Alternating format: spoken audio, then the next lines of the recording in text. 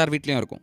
ஆனால் 1965ல் பார்த்தீங்கன்னா உலகத்திலே ஒரு சில இடத்துல மட்டும்தான் கம்ப்யூட்டர்ஸ் இருந்தது. அண்ட் அது பில்கேட்ஸ் போன லேக் சைட் ஸ்கூல்.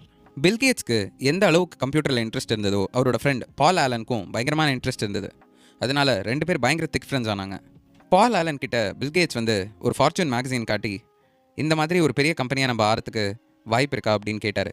பால் ஆலனுக்கு இதை பற்றி ஒன்றுமே புரியல அப்படின்ட்டாரு.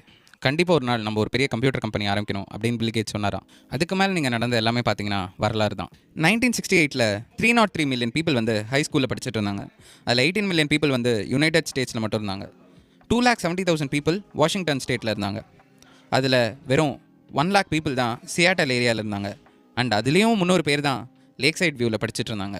அந்த 300 பேரில் எல்லாருக்குமே கம்ப்யூட்டர் மேலே இன்ட்ரெஸ்ட் வரல. அந்த கம்ப்யூட்டர் மேலே இன்ட்ரெஸ்ட் வந்தும் அந்த கம்ப்யூட்டர் வாங்குகிற அளவுக்கு திருப்பியும் தகுதி இருக்கான்னு கேட்டால் அது நம்ம பில்கேட்ஸ்க்கு இருந்துச்சு. லக்கீலி பில்கேட்ஸே அவரோட ஒரு இன்டர்வியூவில் சொல்லியிருந்தார், லேக் சைட் வியூ அப்படின்ற ஒரு இடம் இல்லைனா இங்கே மைக்ரோசாஃப்ட் என்ற ஒரு கம்பெனி இல்லை அப்படின்னு. ஸோ இதை வச்சு சரியாக பார்த்தீங்கன்னா பில்கேட்ஸோட ஆரம்பம் பல கோடியில் ஒரு ஆரம்பமாக இருந்தது. இப்போது ஆனால் அதே நேரத்தில் இருந்த இன்னொரு ஒரு ஆள் பற்றியான கதையும் பார்ப்போம். ரொம்ப தூரம்லாம் இல்லை. பில்கேட்ஸோட இன்னொரு ஃப்ரெண்ட் கென்ட் எவன்ஸ். கென்ட் எவன்ஸ் பில்கேட்ஸ் கூட படித்த ஒரு பெஸ்ட் ஃப்ரெண்ட். அவர் பால் ஆலனும் பில்கேட்ஸையும் விட ரொம்பவே ஆம்பிஷியஸாக இருந்த ஒரு பர்சன். அவர் அடிக்கடி பில்கேட்ஸ் கிட்ட நம்ம ஒரு சிஇஓ ஆகுமா, நம்ம ஒரு பெரிய ஆள் ஆகுமா, பெரிய கம்பெனி நடத்துவோமா, எப்போ இதெல்லாம் பண்ண போகிறோம் அப்படின்னு கேட்டுகிட்டே இருப்பாருன்னு பில்கேட்ஸ் இன்டர்வியூ கொடுத்தாரு. பில்கேட்ஸே சொன்னார், இத்தனை நாளைக்கு நாங்கள் சேர்ந்து வேலை செஞ்சுருந்தோன்னா கென்ட் எங்கள் கூட சேர்ந்து படிச்சிருப்பார். அது மட்டும் இல்லாமல் கென்ட் இத்தனை நாளைக்கு ஒன் ஆஃப் த ஃபவுண்டிங் பார்ட்னர்ஸாக மைக்ரோசாஃப்ட்டில் இருந்திருப்பார். ஆனால் கென்ட் அவரோட ஸ்கூல் முடிக்கிறதுக்கு முன்னாடி ஒரு ஆக்சிடெண்ட்டில் இறந்து போகிறாரு. இந்த வாழ்க்கையில் நம்ம ஒரு தப்பான முடிவினால தான் ஒரு தப்பான இடத்துல அடையிறோம், இல்லை தோற்று போகிறோம் அப்படின்னு நம்ம நினச்சிட்ருக்கோம் அப்படின்னு நம்மளே ஜட்ஜ் பண்ணிக்கிறோம். ஆனால் உண்மையை பார்த்தீங்கன்னா நம்ம வாழ்க்கையில் எவ்வளோ மோசமான ஒரு முடிவு எடுத்திருந்தாலும் அது நமக்கு அதிர்ஷ்டமாக மாறுமான்னு நம்மளால் சொல்லவே முடியாது. இதே விஷயந்தான் நம்ம வாழ்க்கையில் மட்டும் இல்லை, நம்ம காசு வச்சும் பயன்படுத்துகிறோம்.